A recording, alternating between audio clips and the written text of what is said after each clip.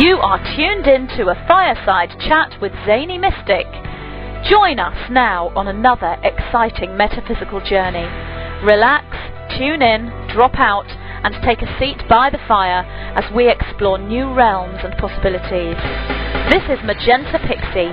You can find me at magentapixie.weebly.com. But now, here is Zany Mystic and guest. Enjoy the show.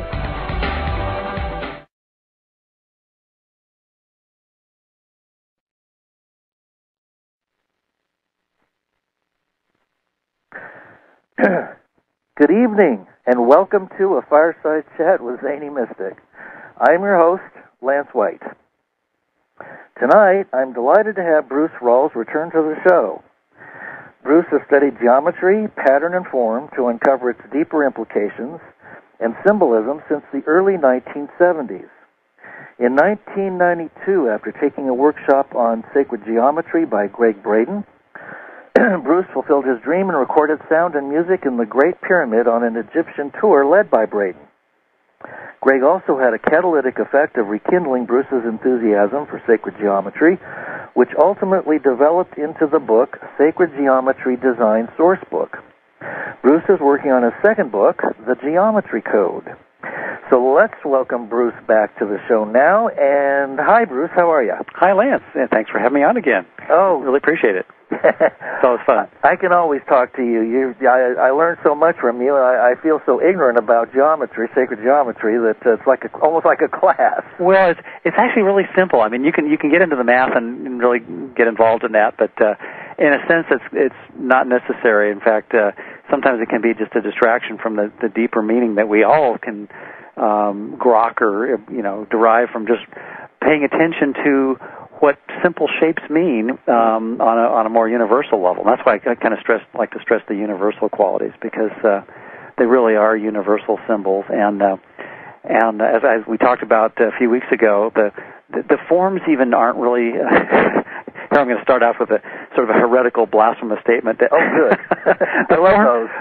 The forms themselves really aren't the important thing. It's really the meaning that we ascribe to them that's more significant. And even beyond that is the underlying unity or oneness that we all share. That is kind of the meaning behind the meaning, if you will. So. And then there's meaning behind that meaning and meaning behind that meaning.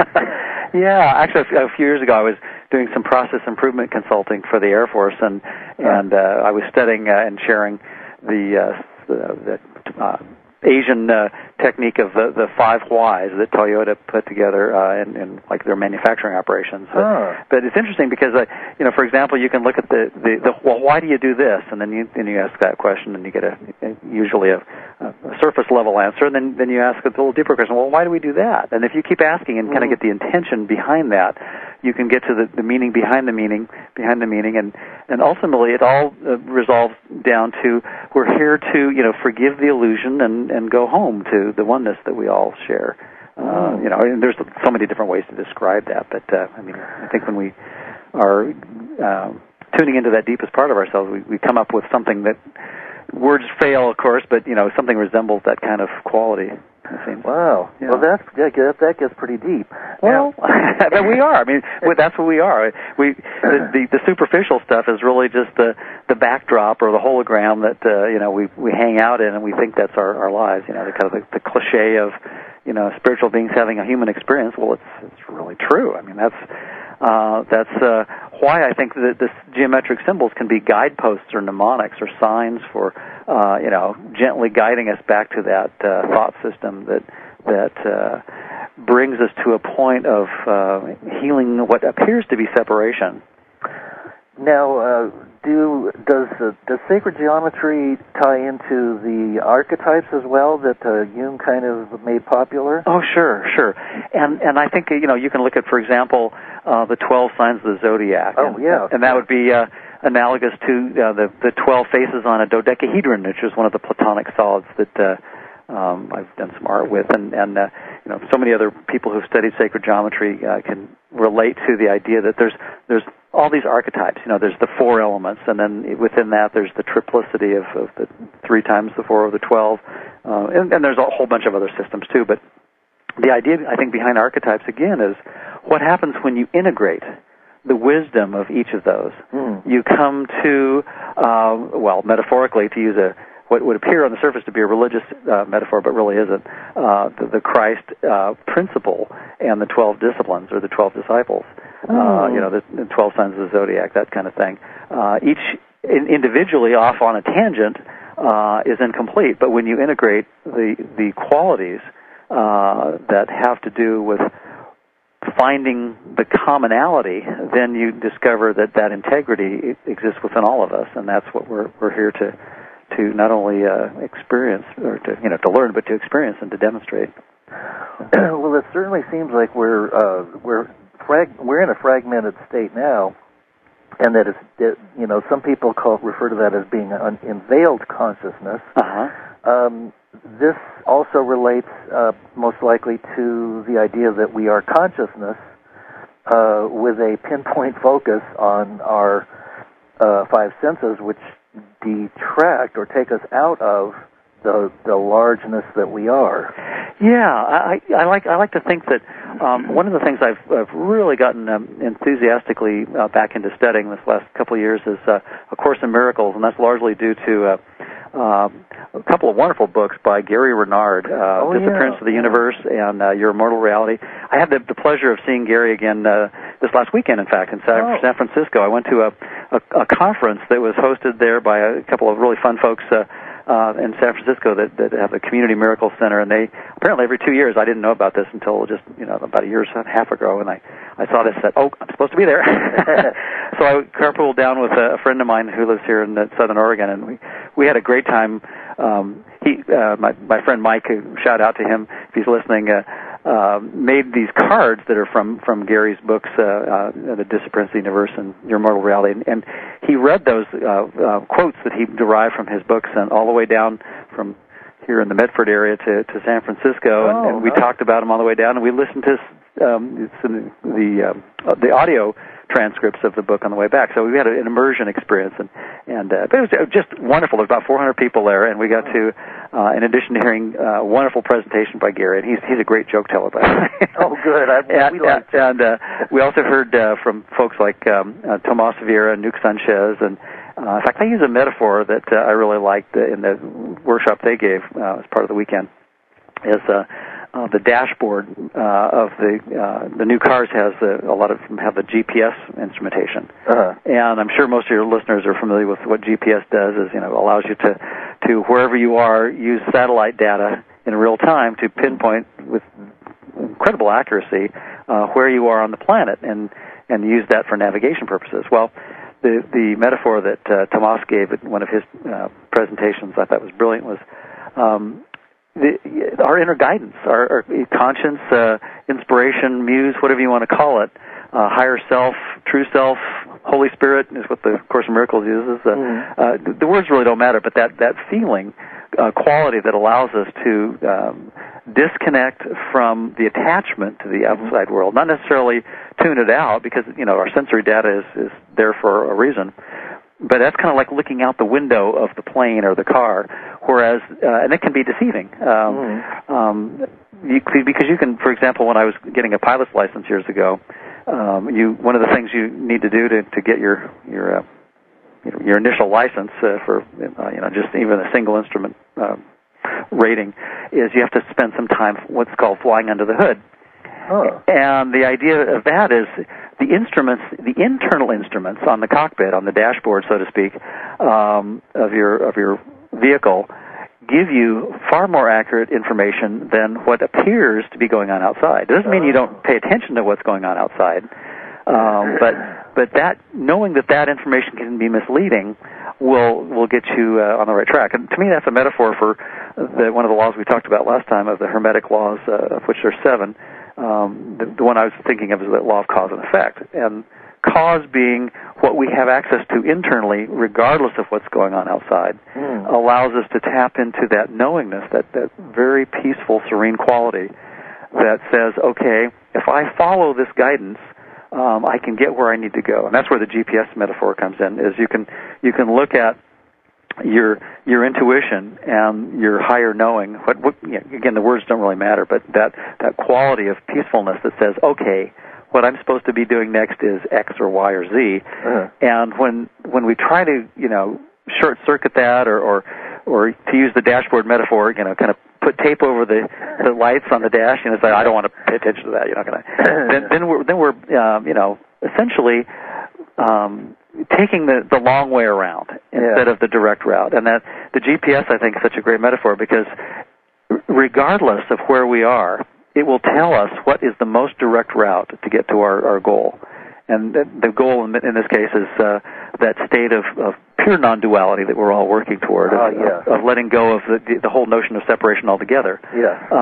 But in the meantime, to get there, the best way to do that is, we can call it by various words, but I think forgiveness is a hugely effective word for that. And that comes about by not necessarily denying what appears to be outside, but just more overlooking it or looking beyond. And so to use the GPS metaphor again, if we're following the instructions where it says turn right now, turn left now, and take this exit, that's the quickest way because it has it all mapped out for us. But if we overshoot, what in this workshop last week, and I really like the metaphor, is if we overshoot, the GPS doesn't say, "Oh, you jerk," It just calmly, nonchalantly says, "Well, now the next at where you're at now, the next best, exit or turn is going to be this one." Right. There's no judgment. There's no blame or shame or sin, that kind of stuff. All that stuff is just basically diversionary tactics that our ego uses to try to keep us from getting home quicker. Wow, that's very clear. That's really a clear statement. So I think that's a great metaphor, and invariably the language that our internal dashboard uses is the language of feeling. That when we are in a peaceful state, when we are joyous and there's no feeling of inner constriction, that's when we're forgiving what appears to be and allowing what is truly the eternal part of us to, it's not even really part, it's really all of us, to not deny what appears, but to overlook it. And the overlooking, I like to use the example, to grab another metaphor. Has everybody seen the Magic Eye books? Those, what they call stereograms. It's basically these patterns. If you haven't seen them, I saw one first in shopping malls, big posters years ago, and I thought, well, what's that? And then somebody says, that's a stereogram. Well, what's that? And then usually they have like a little border with some stuff around it, but the main part of it is this sort of random-looking pattern of dots and lines and squiggles, and when you look at it within a two-dimensional perspective, it doesn't look like much of anything. It's sort of this random, chaotic-looking, not even really a pattern. But what happens is that when you look beyond that, or metaphorically add another dimension, your stereoscopic vision kicks in, and you realize that there's actually information there it's been there all along, but you overlooked.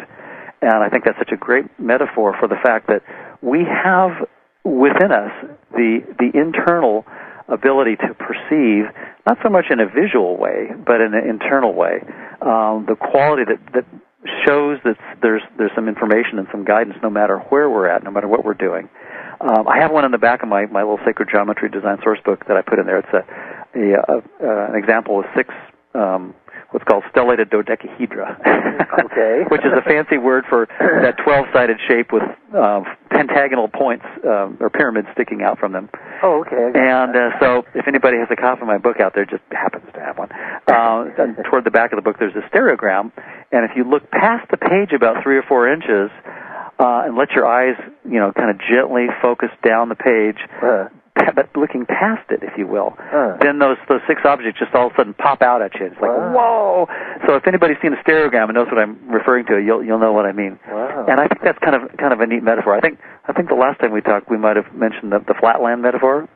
Yes, I can't hear that enough times. Yeah, well, it ties in really nicely because we think we're here in 3-dimensional space-time, 3D space and 1 dimension of time, and interestingly enough, as a quick aside, there's a particles called tachyons.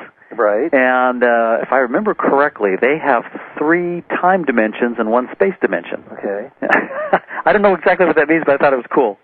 Well, it is. But it sounds tacky to me. Those are the things that travel faster than the speed of light, supposedly. Yeah. Well, but if I remember, again, I'm not a physicist, but I love to take the metaphysical take-home lessons from the physics and apply them, liberally to our lives. Oh, absolutely. But years ago, there was a fellow that wrote this book called Flatland, Edwin. I'm trying to say Hubble, but that's not right. It's something like that. I'll think of the name. Anyway, this classic book, I think it's about 100 years ago, quite a few decades ago, anyway. And in it, he shows this little imaginary place where people are constrained to 2 dimensions, and they call them flatlanders, right? So in a sense, we're kind of like flatlanders. And if you were to take a plane or a piece of paper that, say, these flatlanders lived on and pass a pencil through there, they would think, oh, my gosh, I'm hallucinating, because all of a sudden they'd see this black dot, and it would get bigger and bigger, and pretty soon it would be a brown circle, and then it would be a yellow hexagon. And then finally, after some time, after the prankster in 3D finished pushing it through the paper, it would look like a little pink circle when the eraser was going through, and then it would disappear. And, the people in Flatland would, rush off to the nearest 2-dimensional phone to call National Flatland Enquirer, whatever the equivalent would be, right? And say, I've just had this incredible hallucination or, mystical experience, and, I saw this shape going through my reality. And we do the same thing. I mean, we have dreams and we have visions and occasionally epiphanies of one sort or another. And, we make a big deal out of it because we're so used to convincing ourselves that our sensory data is, the real McCoy. Yeah. And yet we see this tiny little fragment of reality, and we make, such a big special deal out of it. That's another word in the Course in Miracles I like. It talks about special love and special hate relationships. That we make all these bargains with reality, or we try to make the illusion real, and we basically say my little corner of space-time is more important than some other little corner of space-time, and if any of your listeners have seen the movie The Powers of 10. You can do a Google search on the web and find it. That's well worth looking at. It's a great little film, and you zoom in from the outermost stretch where galaxies are just little specks, and then finally they become bigger, and you zoom down through galaxies into clusters of stars, and then finally down to planet Earth, and then you zoom into a cell in a person's hand or whatever it is, and down to the DNA molecule, and finally to the quark level, and we realize we have this tiny, tiny fragment of, even in the 3D, what we call reality, perspective upon which to draw from. Yeah. And we occupy this, maybe 6 feet of that out of probably, maybe not an infinite amount of space, but a whole lot more than we usually are aware of. And then if we take good care of ourselves, we might, last a century, out of how many millennia going backwards and forwards through the illusion of time, Right. And yet we think that we've got it all figured out, and yet, at best we have a minuscule fragment of a hallucination of a of a shadow of a reflection of reality. Yes, it's pretty scary, isn't it? Well, it's humbling, and at the same time, I think it's empowering when we realize that the only way out of it is to let go of the separation, and to do that by working with each other and with the spirit of each other. And I think that the idea of forgiveness really is crucial to that, because it provides us with a mechanism by which we can let go of the grievances that we think we have of thinking, I'm stuck in this little part of space-time, and I've got to, like the beer ads, grab for all the gusto I can get, it's like... That seems to be what people have been doing for about the last 100 years. Well, probably more than that, I would say. Well, maybe a few thousand millennia. Yeah, like maybe since time started. Right, exactly, the fight for survival. Yeah.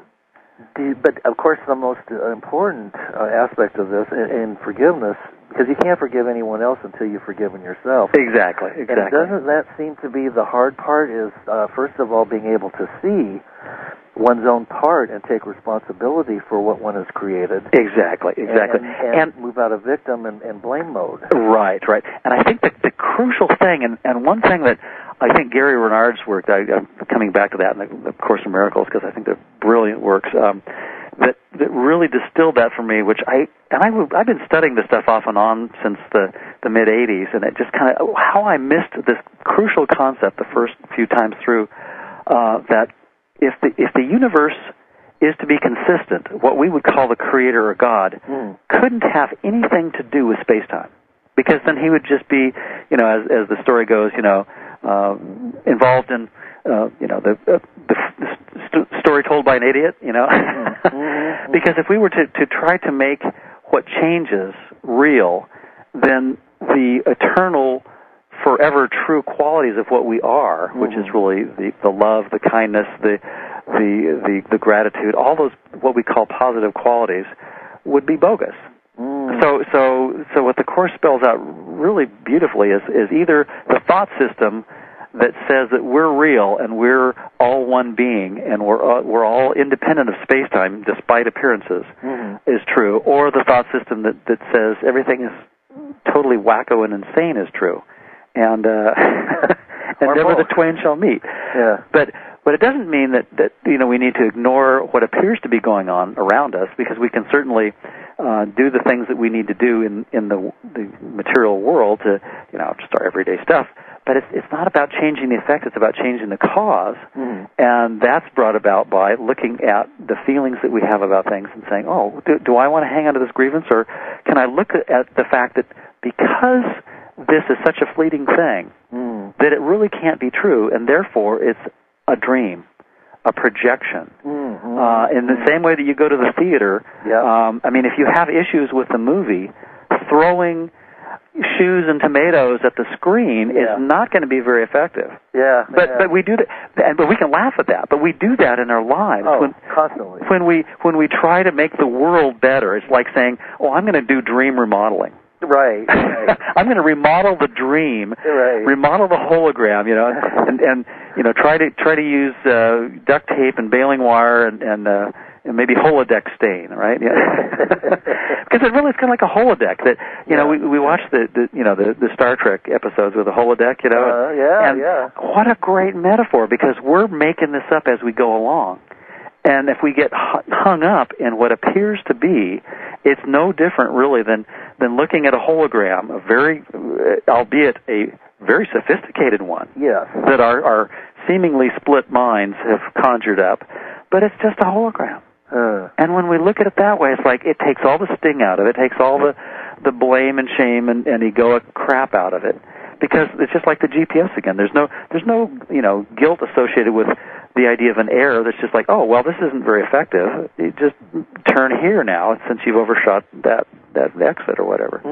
And I think we can do the same thing when we look at what's going on in our lives and say, oh yeah, I don't really need to be all upset about X, Y, or Z, whether it's our finances or our health or relationships or you name it. You fill in the blanks with anything that appears to be going on in our wonderful little storybook hologram lives, And I think it's helpful to look at it that way and laugh at ourselves, not laugh at the eternal being that we are, but to just kind of chuckle a little bit as how caught up we get on our own little dramas, and we say, oh, this is such a big deal, and then when we really step back and look at it, it's like, this is nothing.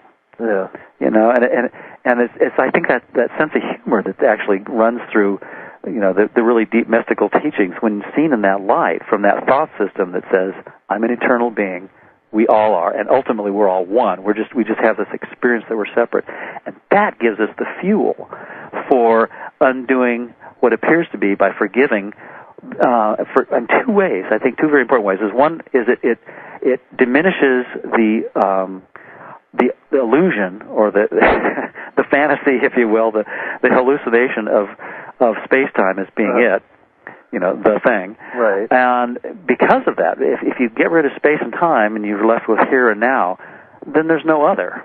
So, A, there's no one out there to have to forgive, and B, if time is bogus, then all the things that appeared to have happened if we kind of think back of something that happened a day ago, and then a week ago, and then a year ago, and then 10 or 20 years ago, and it's like, oh my gosh, where is that?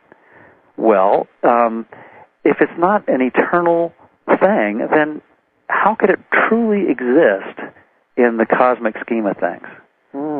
And if we can begin to adopt that kind of perspective, where the things that happen in space-time are just a big holographic facade that we made up, and we don't have to take quite so seriously, then we realize that there's nothing to forgive and no one to forgive. And then it becomes kind of fun.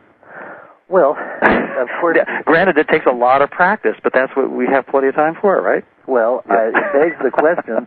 At least in the sci-fi movies, they can say, "Okay, holodeck off."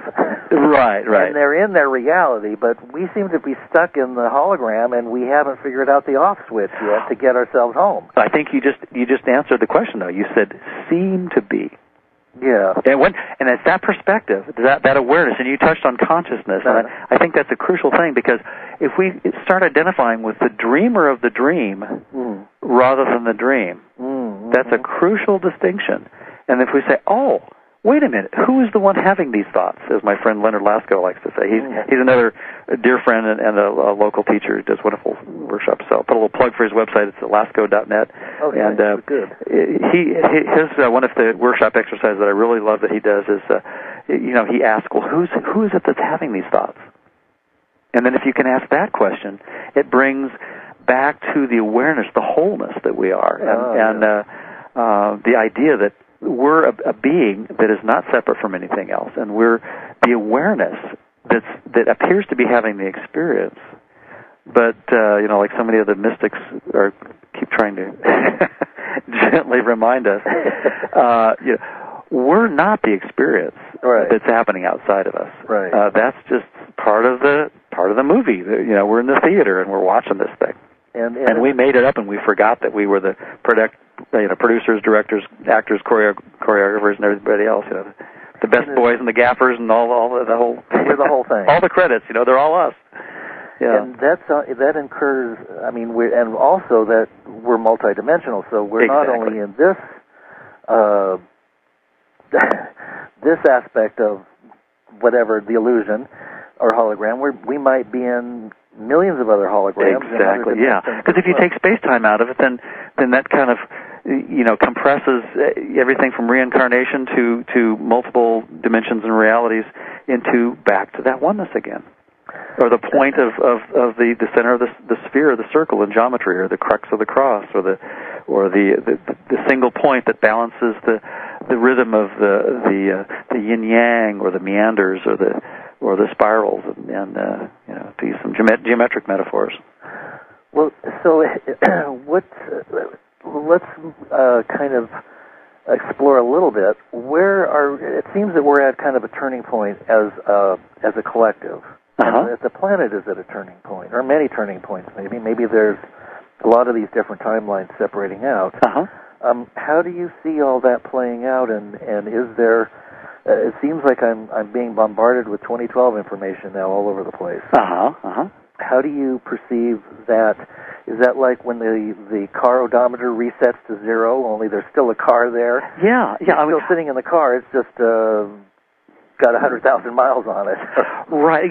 For me, and maybe this might be different for different people, but the fact that we're having this conversation right now, to me, is like the fact that we're symbols of each other, in a sense. That if really we're all one being, then the Lance-ness and the Bruce-ness, if you will, and all the listeners out there, the your-ness, your personality-ness, if you will, are all just parts of the hologram.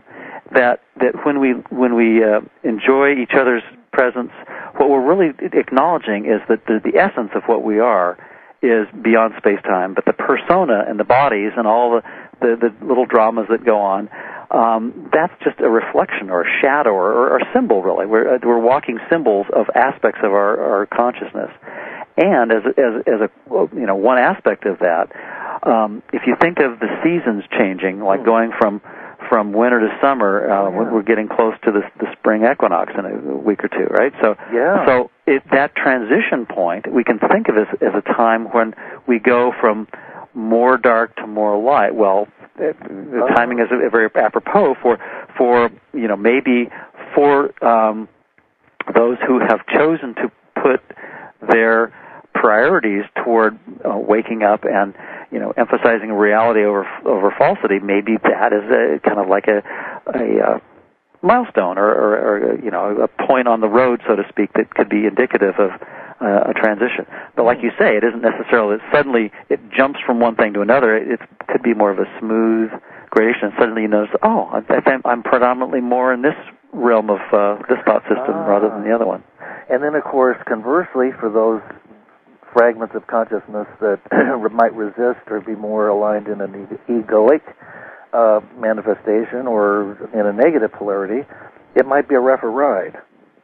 Perhaps. Or it might be a smooth ride. I don't know. It could be smooth ride. And as you're saying that, it occurs to me that one of the things I was experiencing this weekend, and I've been doing this more and more, and it was just a great opportunity, traveling from where I live in Southern Oregon down to San Francisco, and then taking the rapid transit trains in and walking through the streets of San Francisco. Well, I miss San Francisco. Oh, it's a fun place, and I grew up not far from there, and I was while I was on the BART trains, as they call them.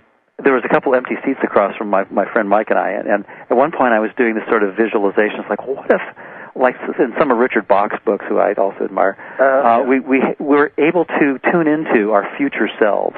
And this is kind of fitting into the context of Gary Renard's work. Okay. Is what if our future selves were sitting across from us and we're whispering little guidance, kind of like that GPS metaphor again. And moment to moment saying, oh, well, look this way, look that way. And as I was looking around at the other people on the train, I was realizing we all appear to be having different issues and different, awarenesses and experiences and so forth.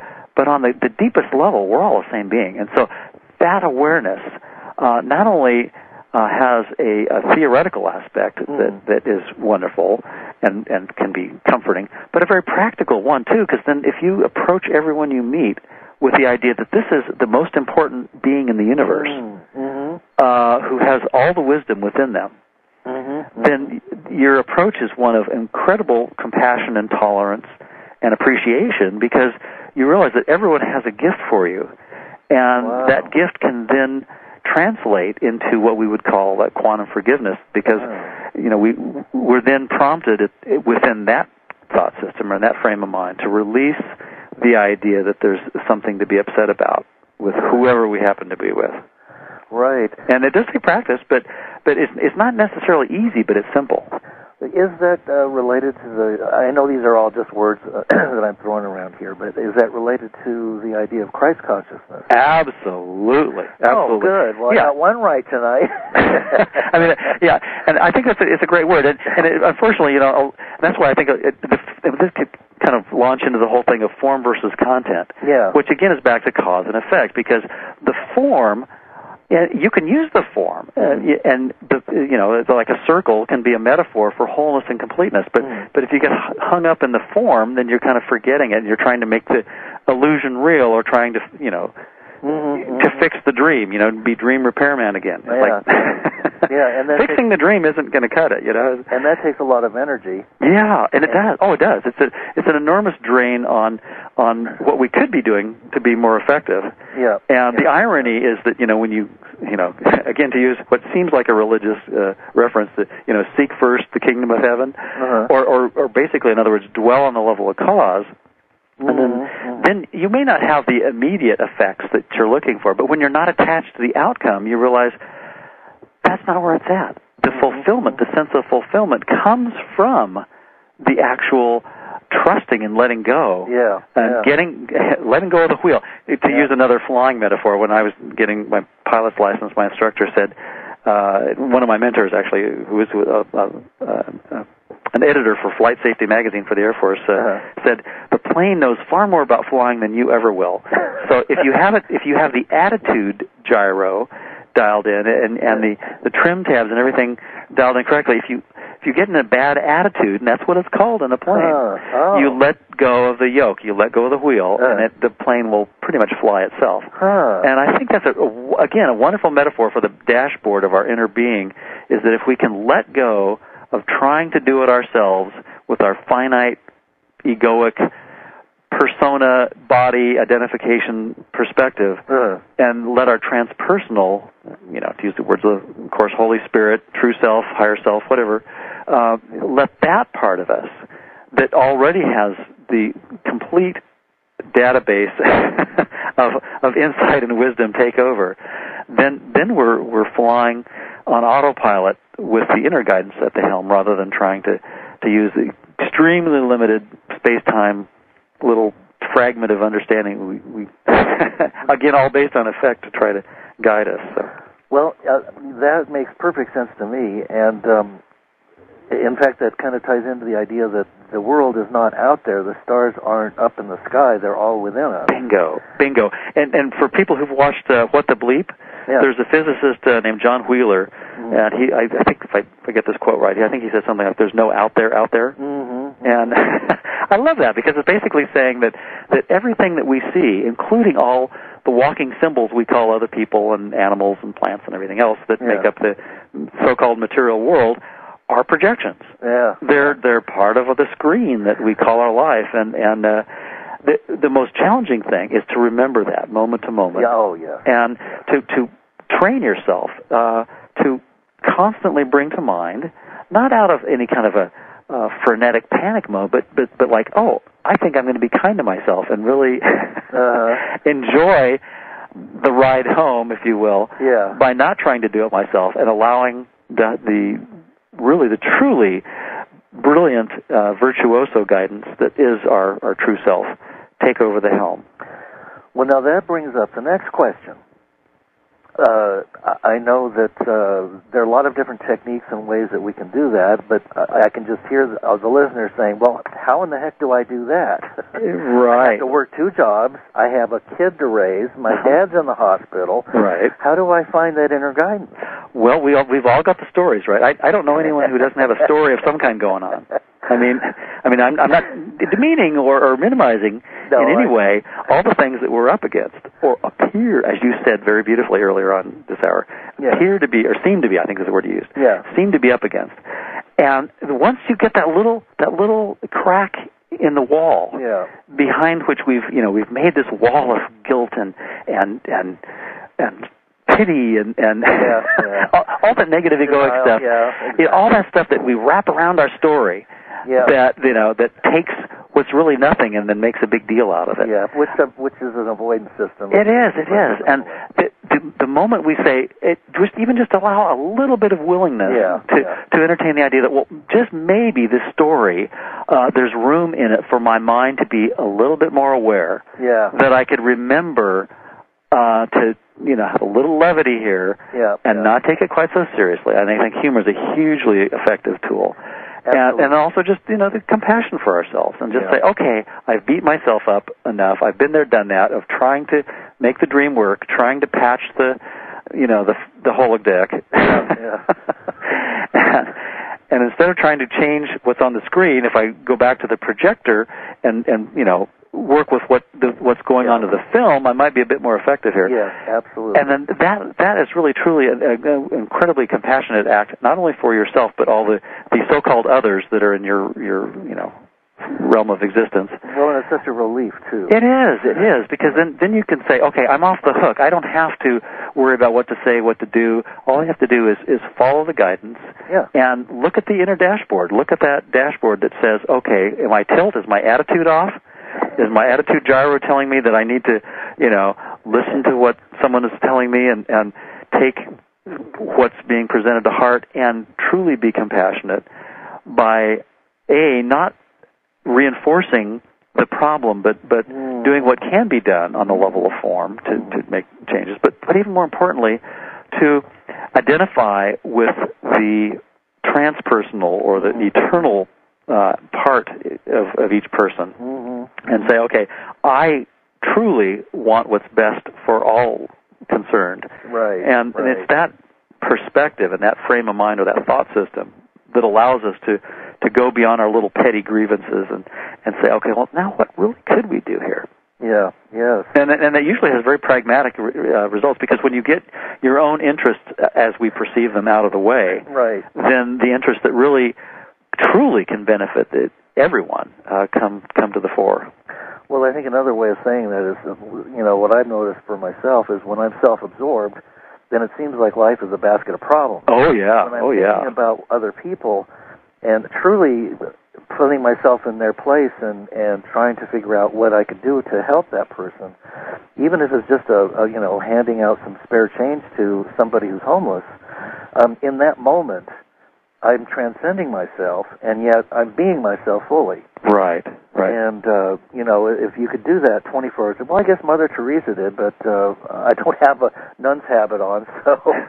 Yeah, and again, it's not about the level of form. Right. Because you may or may not want to throw a coin in the guy on the street corner's cup, but what you can do is, regardless of the external gestures or behavior, you can allow yourself to not add to the burden by making what appears to be real, and by reinforcing the guilt, if you will, the unconscious guilt that comes about by not looking at the dream as a dream.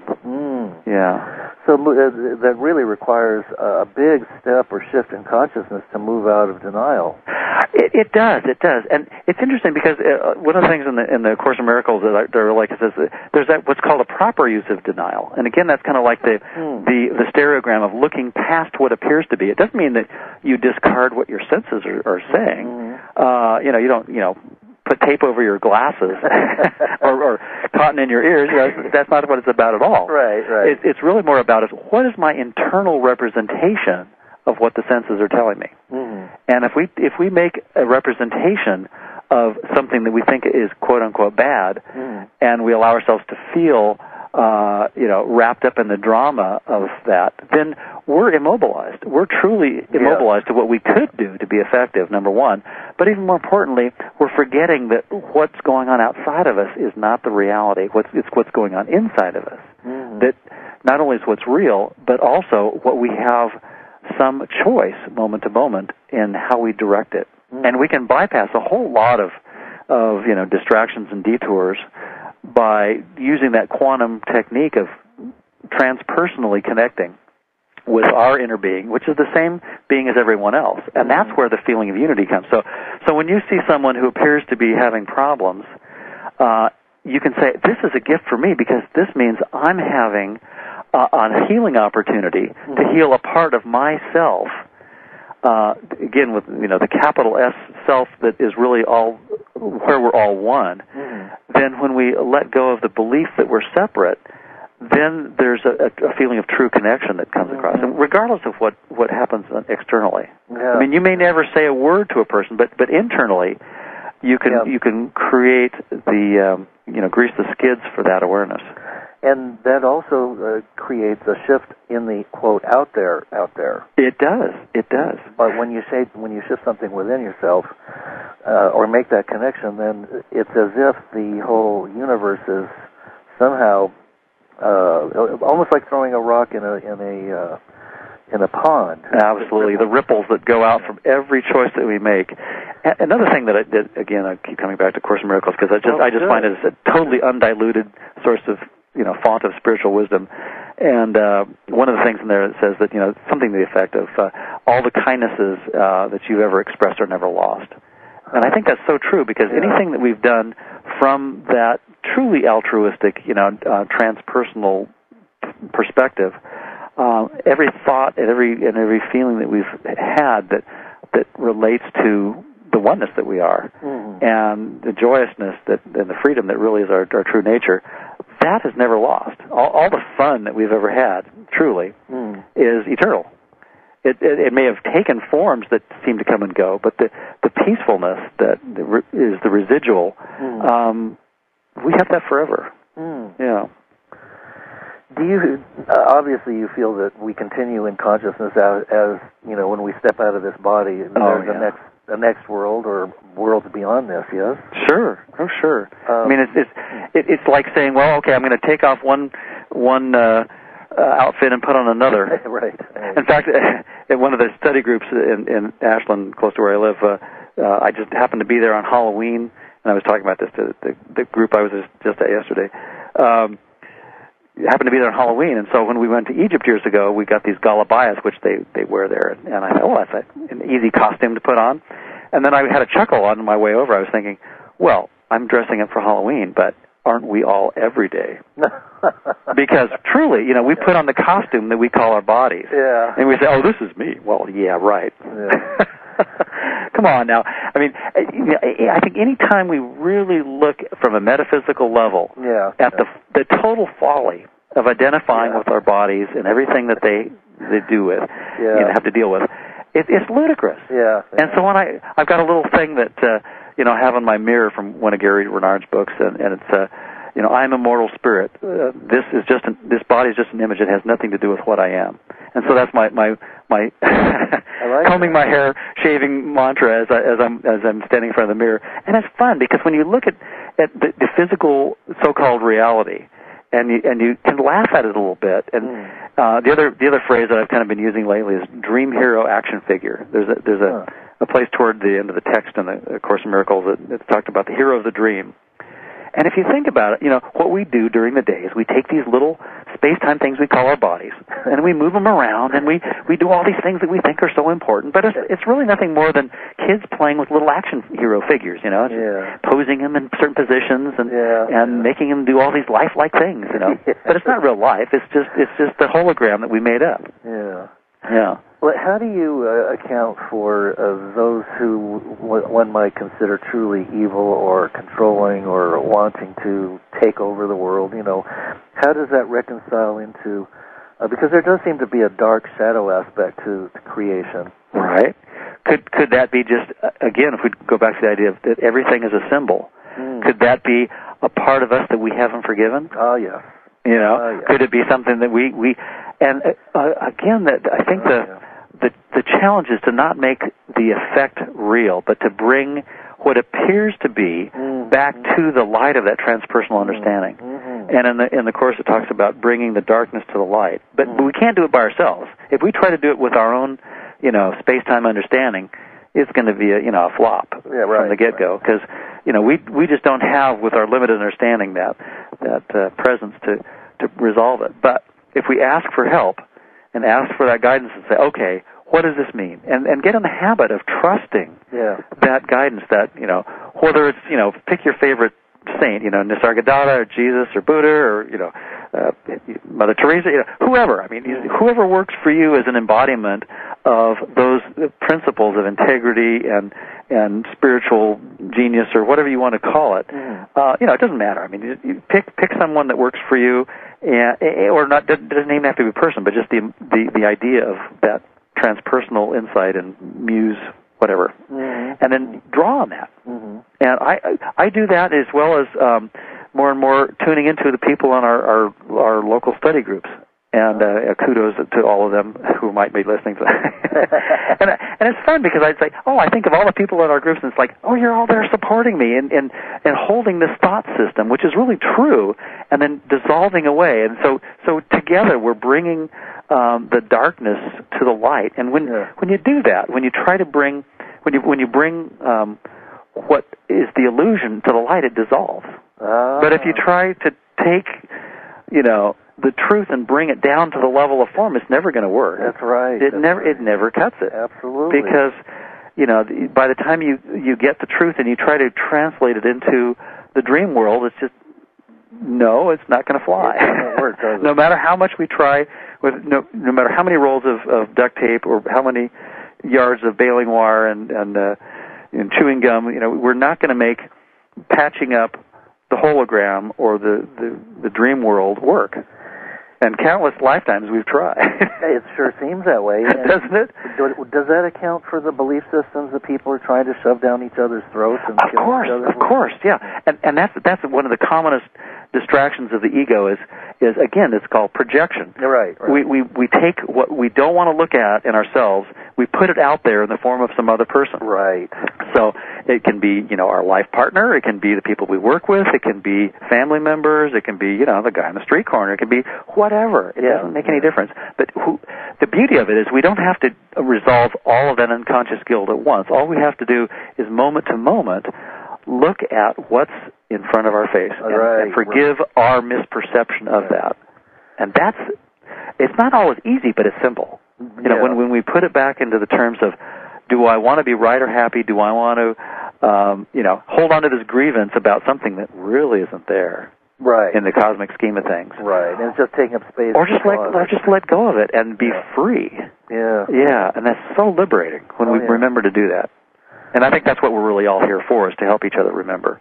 Because I get a lot of strength from, friends and colleagues, and even on LinkedIn and Facebook and MySpace and all. It's like, there's so many mechanisms that we have now, and of course now we're streaming this on the web, and we have so many tools to help each other remember. Mm-hmm. And I happen to have fun with geometric ones, because I think there's some shapes that just like anything else, with the right thought system, we can bring ourselves to remember. It's like, anything can be a reminder, a mnemonic for going home to that remembering that we've never been separate.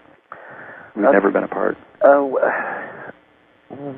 I just love everything you're saying, and some people have likened some of the places that they go in their out-of-body experiences to geometric forms. Sure. So they could be constructs for just about anything, I would think. Yeah, what I keep coming to, because as you mentioned in the intro, which is kind of fun, because I'm thinking, wow, I've had a lot of fun, done a lot of exploration since I put that little intro that you read together, but it's still true, because I think the geometric metaphors can be a way of just like anything. So you can use music, poetry, the fragrance of a beautiful bouquet of flowers, or somebody's smile. It just flashes by as you're walking down the street. Yeah.